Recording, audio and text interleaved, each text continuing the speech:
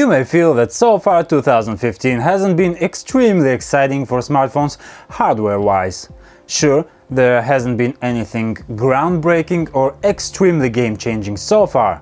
However, there have been a few awesome upgrades, design changes and features which we feel were even a bit overdue. Indeed, once some of these rolled out, all we could say was, wow, finally! What were those things, you ask? Well, here are the most prominent new features, upgrades or design changes in 2015 which made us go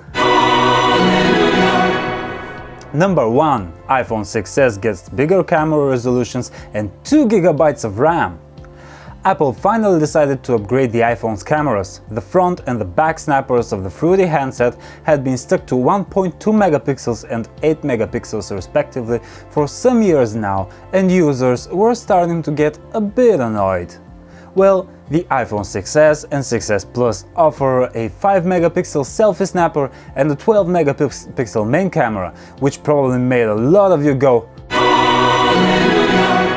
And the iPhone 6s finally makes the jump from 1 GB of RAM and doubles it to 2 GB, which is awesome. 2. Samsung's design language and TouchWiz refresh.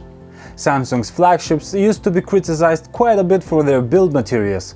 What was an expensive, super modern flagship usually felt like a plastic toy or a mid-ranger to the touch, and that didn't please users who understandably wanted to feel the gadget as being luxurious, not just know it from the fact that their wallets went instantly lighter from the moment they purchased the smartphone. So this year around, Samsung ditched the plastic and band-aids and built the Galaxy S6 and the Galaxy S6 Edge out of a metal frame sandwiched between two Gorilla Glass 4 slabs. As you may expect, this made a lot of people go.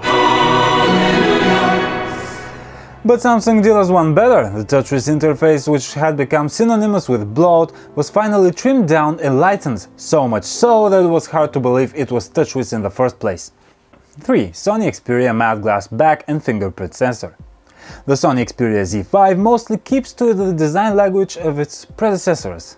It's a glass and metal sandwich with a stark rectangular form. However, probably due to many complaints of how slippery a glass back is, Sony decided to switch the glossy back of the Xperia with what it calls a frosted glass finish. It's basically a matte glass which should not only stop attracting all of the neighborhood's fingerprints, but should also be much less prone to slip, all the while retaining the cool touch of glass. Yeah!